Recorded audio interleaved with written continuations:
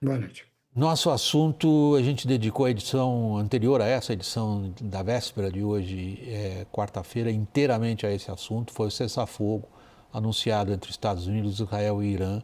Esse cessar-fogo demonstrou hoje, ao longo das últimas 24 horas, uma instabilidade e uma grande, se teme que seja uma grande também fragilidade. Isso ocorreu basicamente, mas não só, mas o fator principal foram pesadíssimos ataques israelenses contra Beirute, os mais pesados desde o início dessa última fase da guerra no Oriente Médio, desde o final de fevereiro. Realmente, esses acontecimentos colocaram em dúvida se esse cessar-fogo é ou não é sustentável, é o que nós vamos examinar logo mais, depois da reportagem de Mariana Giangiacomo. Os ataques continuaram mesmo horas depois do anúncio da trégua. Arábia Saudita, Kuwait, Bahrein, Catar e Emirados Árabes Unidos reportaram ataques ao longo do dia. Segundo o Kuwait, drones iranianos atingiram instalações petrolíferas, centrais elétricas e usinas de dessalinização de água. O Irã também registrou um bombardeio que atingiu a refinaria de Lavan e não deixou vítimas. No entanto, o Líbano foi quem mais sofreu. O exército israelense manteve a ofensiva contra o território libanês, mesmo depois do anúncio do cessar-fogo por parte do Irã e dos Estados Unidos. Tel Aviv declarou que essa foi a maior ofensiva desde o início da guerra. Alguns bombardeios atingiram o centro de Beirute e outras regiões densamente povoadas. Segundo o Ministério da Saúde libanês, mais de 180 pessoas morreram. O governo de Benjamin Netanyahu diz que o Líbano está fora da trégua acordada na última terça-feira. עכשיו אני עמדתי על כך שהפסקת האש הזמנית עם איראן לא תכלול את חיזבאללה ואנחנו ממשיכים להכות בו בעוצמה. A Casa Branca também reforça o argumento de Israel. Lebanon is not part of the ceasefire. That has been relayed to all parties involved in the ceasefire. Os iranianos insistem que o Líbano era parte do acordo desde o início e, diante da sequência de ataques, o Irã anunciou um novo fechamento do Estreito de Hormuz e ameaçou abandonar o cessar-fogo. O regime dos ayatolás também reclama que americanos e israelenses violaram 3 dos 10 pontos apresentados pelo Irã. Além dos ataques ao Líbano, os iranianos acusam um drone de ter invadido seu espaço aéreo e afirmam que o direito de o Irã enriquecer urânio não foi reconhecido.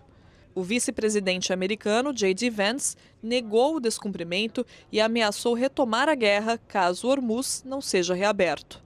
But the president's very clear. The deal is a ceasefire, a negotiation. That's what we give. And what they give is the straits are going to be reopened. If we don't see that happening, the president is not going to abide by our terms if the Iranians are not abiding by their terms. É diante desse cenário que J.D. Vance vai liderar a delegação americana para uma série de conversas com os iranianos no Paquistão ao longo do fim da semana. As reuniões devem se concentrar na questão do urânio enriquecido pelo Irã. Augusto, vamos se concentrar. A gente fala um bocado de Trump, dos Estados Unidos, do Irã, mas Israel tem um papel tão central no início desta fase do conflito e agora nesta altura do cessar-fogo. É o papel de Israel decisivo? Veja, central, William, porque Israel é o ator que, dentro do contexto regional, age de forma ofensiva como uma dimensão de defesa estratégica. Israel é um país pequeno, com pouca profundidade estratégica, que se vê cercado de inimigos naquilo que se chama de Anel de Fogo. Parte do processo de remodelagem estratégica do Oriente Médio, começado depois do 7 de outubro de 2023, produziu um cenário muito positivo para Israel, que esse conflito poderia ser, em grande medida, ou a concretização do Irã enquanto uma última ameaça a ser batida, ou um cenário de debilidade. Nesse sentido, a manutenção da frente aberta no Líbano é fundamental, seja para que o Irã possa permitir-se um acordo de cessar-fogo, seja para a perspectiva de permitir uma estabilidade no Oriente Médio, algo que a administração de Netanyahu não irá querer nem tão cedo, especialmente no contexto de eleições vindouras, em que a guerra se faz como necessário. E, como se usa a palavra em inglês, desculpa aí o anglicismo, a leverage, qual é a alavanca que os americanos têm em cima de Israel? Israel, de fato, que é uma postura oportunista, que Israel tem demonstrado ao longo de décadas de conflito nessa região, né? Aproveitou a oportunidade, foi lá e deu mais uma pancada no inimigo. A maior parte das armas usadas por Israel é fornecida pelos Estados Unidos, que além disso dão uma ajuda de 3,8 bilhões de dólares por ano, uma ajuda militar de 3,8 bilhões de dólares por ano para Israel, sem contar as complementações que sempre são feitas quando Israel se envolve em guerras como essas dos últimos anos. Então, é nesse sentido que o governo americano tem sim um poder de veto sobre o emprego das armas diretamente, porque são fornecidas pelos Estados Unidos, e o Trump usou esse poder de veto em dezembro, quando obrigou o Netanyahu a aderir ao cessar-fogo com o Hamas contra a vontade de Netanyahu.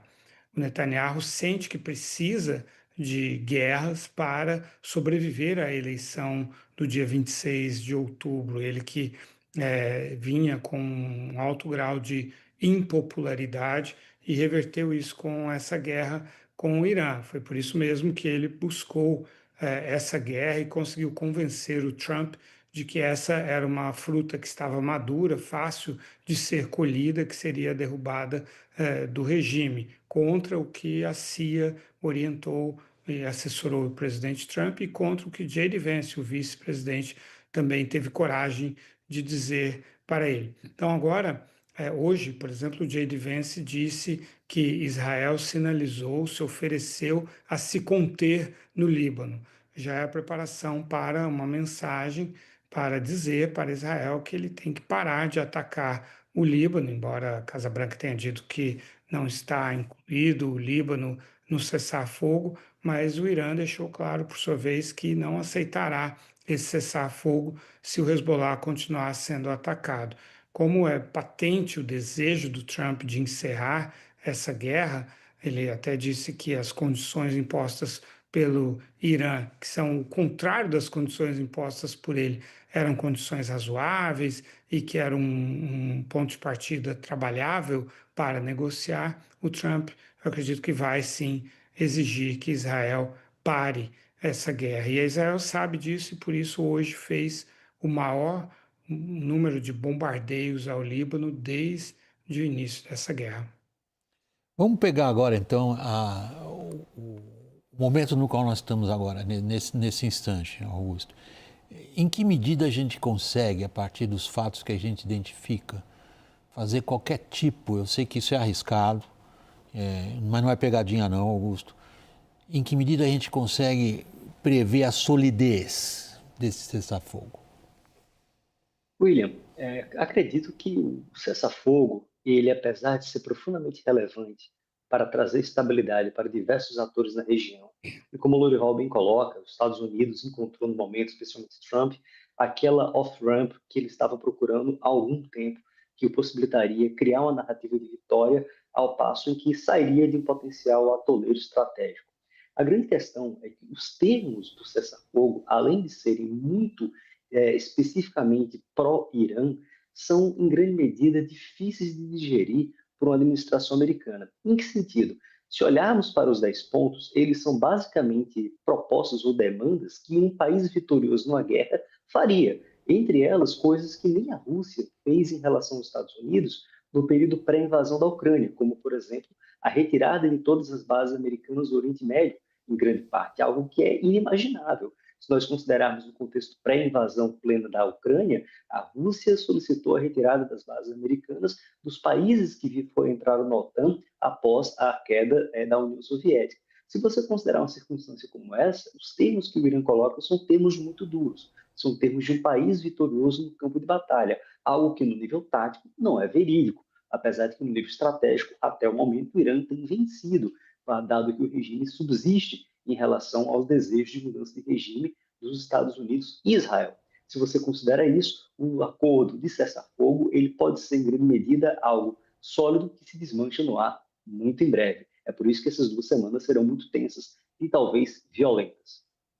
A gente não viu até agora, na prática, pelo noticiário que a gente acompanha, Lourival, sobretudo o noticiário que vem dos armadores e dos donos de navios, o tal da abertura do Estreito de Hormuz, porque assim foi apresentado ontem, 24 horas atrás, o fundamento desse cessar-fogo. Vamos parar de bombardear vocês e vocês vão parar de fechar o Estreito de Hormuz. Os bombardeios, pelo menos no Irã ou ali, diminuíram muitíssimo, sobretudo comparado à violência que estava 48 horas atrás. Agora, o Estreito de Hormuz continua, na prática, muito pouco usado, o que é diferente de dizer que está fechado. Está fechado ou está aberto? Hoje, a informação que eu tenho é que passaram 2 navios de bandeira chinesa e 2 navios de bandeira grega. Então, continua no mesmo ritmo, com o Irã arbitrando, em termos absolutos, quais são os navios que podem passar. O único país que cumpriu os termos de cessar-fogo hoje foram os Estados Unidos. O Irã bombardeou a Arábia Saudita, o Kuwait, o Bahrein, os Emirados Árabes Unidos, Israel bombardeou o Líbano. Então, o Irã manteve o controle sobre o estreito. Hoje eu conversei longamente com um funcionário do governo iraniano. Ele disse que o Irã pretende continuar controlando o estreito, cobrando pedágio, dividindo o valor desse pedágio ao meio com o Omã, que é um país que está ali nessa costa ali também projetada sobre o estreito de Hormuz, e é um país que tem boas relações com o Ocidente, né? Um país neutro ali da região.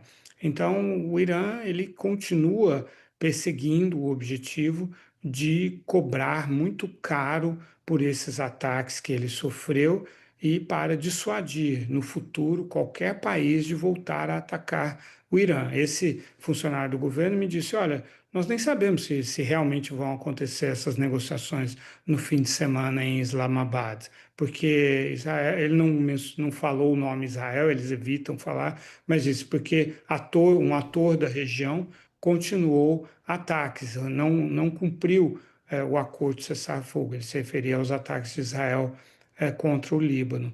Então, o Irã, como foi dito, ele está com uma postura muito dura, realmente. Ele se sente numa posição de força, percebe a ansiedade, o desejo do Trump de que esse acordo seja levado adiante. E, por isso, o Trump escalou o J.D. Vance para essa negociação, que, além da sua senioridade, é uma pessoa que foi contra essa guerra, né? Tem todo o interesse de pôr fim a essa guerra. E do lado iraniano estaria o Mohammad Ghalibaf, que é presidente do parlamento, e o Abbas Araghchi, que é o chanceler. Mas eles dizem que não irão negociar se Israel continuar bombardeando o Líbano. E as condições realmente são difíceis para os Estados Unidos, de maneira que o Trump terá de ter muita boa vontade para contornar a visível concessão, a visível derrota dos Estados Unidos no campo político. Bom, para ele não existiu derrota de jeito nenhum, não é, Augusto? Ele declarou isso como uma impressionante vitória militar. Ela vai ser medida pelos fatos. Os fatos até que indicam que os principais objetivos assim declarados foram se alterando ao longo dos dias, mas os principais objetivos declarados lá de início não foram atingidos, em especial, não é apenas um detalhe, mas em especial a questão do material físsil em poder dos iranianos ainda, mas principalmente o Hormuz. Você mesmo destacou que o tipo de proposta para início de negociação apresentada pelo Irã é praticamente inaceitável para os Estados Unidos. Ou qual seria a linha para os americanos do aceitável? Veja, William, como você bem coloca, a posição iraniana é uma posição muito dura. O Irã vem sendo fortemente massacrado em termos de bombardeio, destruição de infraestrutura e a tentativa da destruição de capacidades soberanas, como o programa de enriquecimento de urânio para finalidades civis. Oficialmente, e sua capacidade de dissuasão convencional com sistemas de mísseis.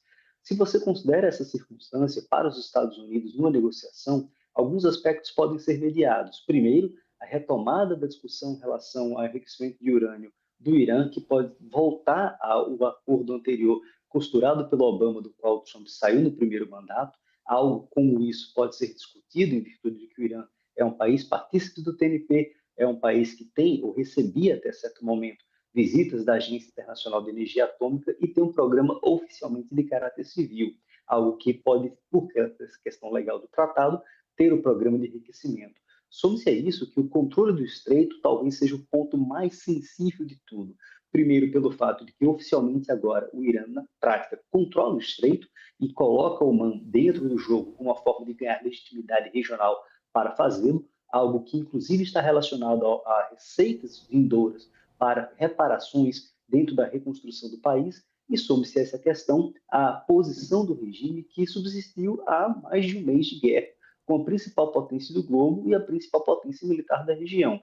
Nesse contexto, as posições para os americanos negociarem uma saída honrosa oficialmente deverão ser muito distintas do que a narrativa de vitória proclamada pelo presidente Trump ou por Peter Hegseth, que tenderão a bater o martelo em métricas de caráter militar, essencialmente objetivos militares como degradação do poder militar do Irã, destruição de capacidades militares e, por sua vez, o tempo que o Irã demorará a reconstruí-las, algo que, da perspectiva política estratégica, infelizmente para os Estados Unidos, não são o principal centro de gravidade do conflito.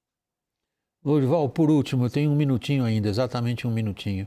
É enorme o racha hoje, pelo menos na esfera da informação nos Estados Unidos em relação a esse cessar-fogo. É grande, se expandiu o número de influencers, de gente que participa no debate público, afiliado diretamente ao Partido Republicano, a campanha de Trump, a figura dele, descendo o pau no presidente americano.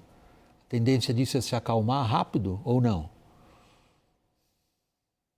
As consequências são muito negativas para os Estados Unidos em várias esferas, né? O custo dessa guerra, em termos humanos, 13 militares mortos até agora, o custo econômico, né? O Trump pediu 200 bilhões a mais de dólares, fazendo cortes nas áreas de saúde, de educação, de assistência social, pedindo 1,5 trilhão de dólares para o próximo ano fiscal, que começa no dia 1º de outubro. O custo de credibilidade, né? Os ultimatos sucessivos. Desde o dia 21 ele veio fazendo os ultimatos de 48 horas, são 48 horas que duraram 17 dias, né? O custo, o erro de ter entrado na guerra em si, a clara imagem de que ele foi arrastado para essa guerra por Israel, foi iludido pelo Netanyahu, o fato de o estreito ficar fechado, os ataques às monarquias árabes do Golfo, que têm agora elementos para concluir que ser aliado dos Estados Unidos não vale a pena. Os ataques aos aliados da OTAN, do Japão, da Coreia do Sul, não foram consultados para essa guerra, a Austrália também, e aí o Trump os atacando por não vir a ajudar nessa guerra. Então são muitas perdas e tudo isso é muito visível para os analistas e políticos americanos.